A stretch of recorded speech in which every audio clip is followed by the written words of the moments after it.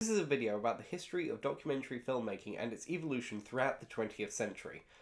Documentary filmmaking grew out of actualities, some of the first films to be produced, in which filmmakers would simply turn their cameras on real-life events taking place and put them on show for the amazement of 19th century and early 20th century viewers. One of the first true documentary films was considered to be Nanook of the North. Created by Robert Flaherty in 1913 during his expedition to map out railways in the north of America and southern Canada, this is a film about Inuit, or Eskimo people as they were known at the time. It was presented as a mix of the two styles that were evolving in filmmaking at that time, between narrative fiction and documentary filmmaking. It was factual in the fact that it followed these people's lives over a period of time, but it also followed a narrative of these people going through separate events over the course of the period of time the film was set in. People were able to get emotionally invested in these characters as their culture and their land was being obliterated by people modernizing the area. Robert Flaherty had developed quite a relationship with these people over the years that he'd been studying the area, and as such had a great respect for them during his filming. He would develop the film strips he would shoot during the day and show it to the people who had been filmed, asking for their opinions and suggestions as to how he should present it. This wasn't necessary for the film to get completed, but it did add an extra level of respectfulness and accuracy to the film, and has now become common practice for any modern ethnographer. However, this is not an uncontroversial film, as many of the situations in the film are accused of having been fudged or faked in some way for the sake of the enjoyment of the audience.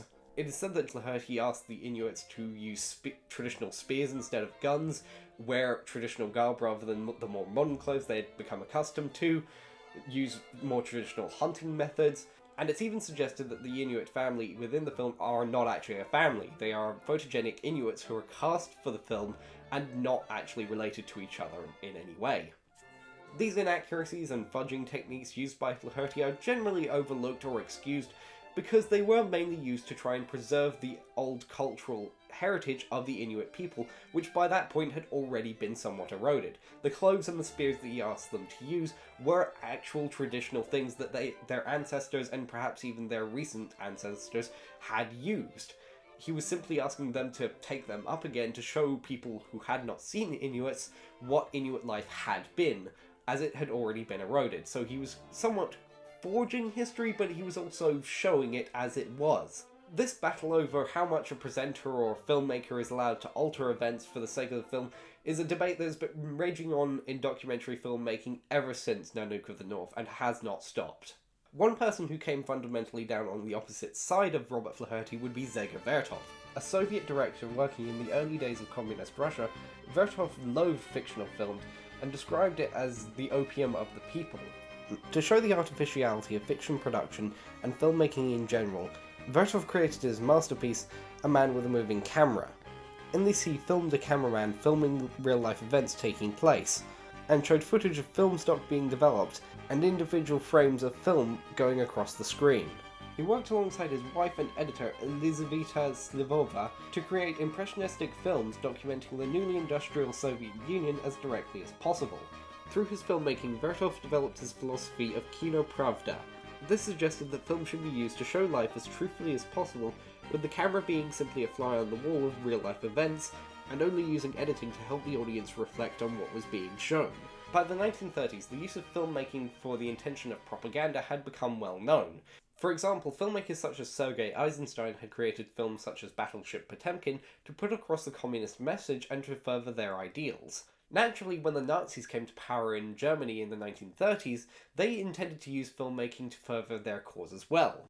One of the stars of the German film industry at that time was Leni Riefenstahl. She had started her career as an actress, but had transitioned into directing and documentary filmmaking by the time the Nazis had come to power. Her first feature film, The Blue Light, caught the attention of Adolf Hitler and caused her to be brought on to document the 1936 Nuremberg Rally, which had initially been filmed by Walter Rottmann, but he had left the project and she was brought on to complete it. This filming of the Nuremberg Rally would become known as the film Triumph of the Will. Ruttman initially planned to use the film from the Nuremberg Rally as a piece of explicit Nazi propaganda. Leni Riefenstahl, on the other hand, decided to make it more of a cinematic experience for audiences to enjoy and be amazed by. Explicit narration and titles are minimal in this film, and the sheer scale of the rallies, combined with the cinematic techniques used to film them, were used to convey the implicit message of Nazi greatness. Because of that change, this film is still regarded as a brilliant piece of documentary filmmaking today, even taking into account its problematic connection to the Nazi movement and Adolf Hitler himself. By the 1950s, there were multiple movements in documentary filmmaking as technology was slowly allowing more and more people to have access to audio and visual equipment, meaning that they were able to document everyday life and create documentaries of their own. One specific movement in 1950s Britain was free cinema. Initially started by Lindsay Anderson, the name Free Cinema was initially just intended as somewhat of a marketing gimmick, in which multiple independent documentary filmmakers would lump their films together under the label of Free Cinema to be sold to the National Film Theatre for viewing together. It was called Free Cinema because these films weren't controlled by any major studio, and as such were able to show opinions and real-life circumstances that fiction film created by studios were not able to do. The filmmakers in the free cinema movement saw studio films as being very removed from reality and talking down to the lower classes, as many of these films were made by upper-class filmmakers who had the technology and the money to be able to finance their films.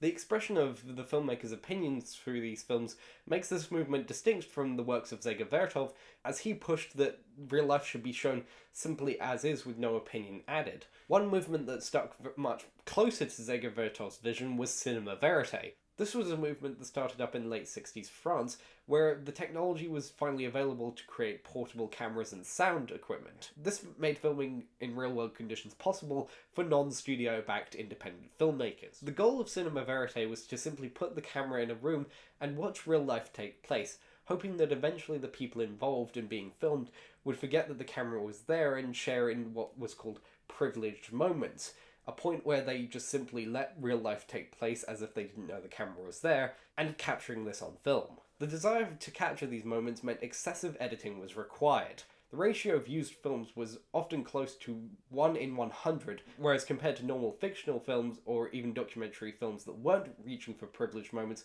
which were 1 in 40. The American equivalent to the cinema verite movement would be direct cinema. This movement was started at a similar time to cinema verite, and was started by people such as Robert Drew, along with D.A. Pennybacker, the Maisel brothers, and Terence McCarthy Filgate. This group of people formed the Drew Associates. The Drew Associates were part of the first wave of direct cinema filmmakers attempting to film real life in as raw and as real a way as possible, whilst also going after controversial subject matters that had not been tackled in previous films.